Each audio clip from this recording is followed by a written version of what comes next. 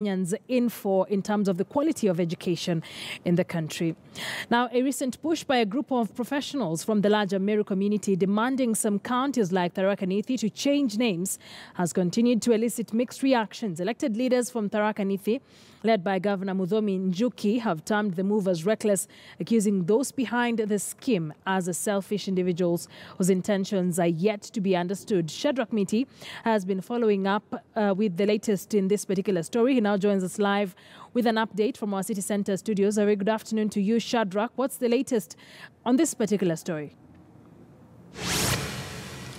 Well, Akisa, as we speak now, the Tharaka Nithi Governor Muthomi Njuki is leading a delegation of other elected leaders from Tharaka Nithi in a press briefing in one of the hotels here in Nairobi. And the agenda in that press briefing is to condemn what they are saying, a move that they really don't understand where it's coming from and where it's headed to.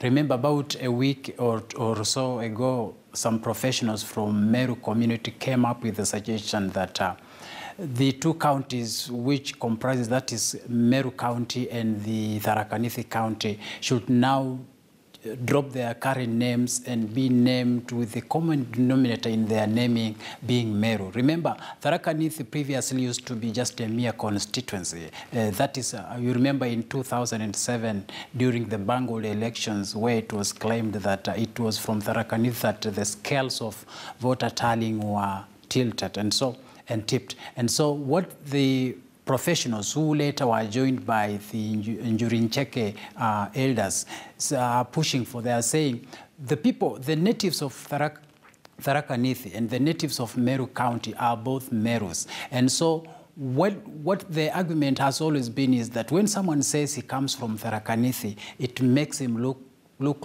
like he's less of a Meru. And when someone says he comes from Meru County, now it gives him more authority to say that he's Meru. And so what these groups, that is the Meru professionals and the Njurincheke, are pushing for is to ensure that when someone identifies him from Tharaka Nithi and another identifies him as from Meru County, there should never be any thinking that the two are different, because the natives from both the counties are same, that is Meru. And so the suggestion has been that for Tharaka Nithi, it has to drop the name and be called Meru South County. And for Meru County, it has to drop that name and be known as Meru North. And so what the leaders are addressing themselves to is the fact that whoever came up with that thinking did not do enough consultations. But remember, there's another group that is saying when professionals speak, they speak out of research and they speak from a position of information. And so for them, those who support the professional, they're saying before they came up with that idea, they had looked at all the implications of all this, the naming and everything and the implications there too. And they felt that by separating the two counties, but one calling it Tharaka Nithi and the other calling it itself Meru County, it was causing some friction and disunity among the larger Meru community. And so what leaders from Tharaka Nithi are doing now is to condemn that move and saying if there has to be anything of that kind, then it has to be there has to be serious and wide-reaching consultations, so that whatever is arrived at, then it has to be a true product of those consultations. And so basically that's what is happening right now, even as those leaders continue addressing themselves to that matter. Akisa. But Shadrach, what really is in a name? Why are we getting these concerns now? I mean, from a common Mwananchi perspective, I'd be thinking the leaders would be engaging themselves in something better than what a county should be named. You see, Akisa, sometimes, you know, when politicians speak, they speak from their own thinking.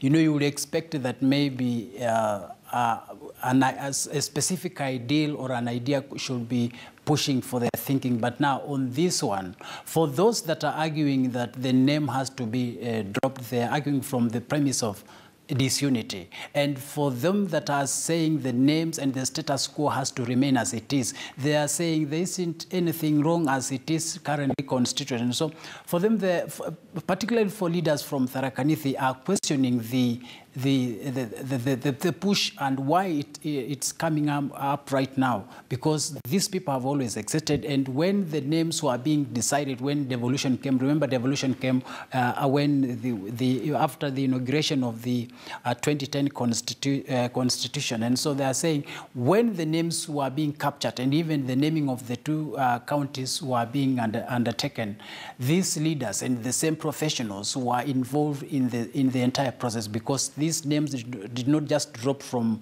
nowhere. Before the names were settled upon, they involved a local community. And so they are saying they really don't understand why such a change of tune at this particular moment. And just as you are also wondering, so are them that are opposed to this move. They are saying names have very little to do, because what they know, they are saying even if you come from Tharaka Nithi, you still remain a Meru. And them that still come from Meru County, they are still Meru. But for them that are pushing for the change and dropping of these names, they are saying if you say, for instance, you come from Meru, then you look like you are above your brother and sister who comes from Tharaka Nithi, because if you say I'm in Tharaka, then it means you have dropped that name Meru. And if you say you come from Meru County, then you are making yourself look more of a genuine Meru than your sister and brother who comes from Tharaka Nithi. And so there's a simple thing, a simple argument of unity, a simple argument of integrating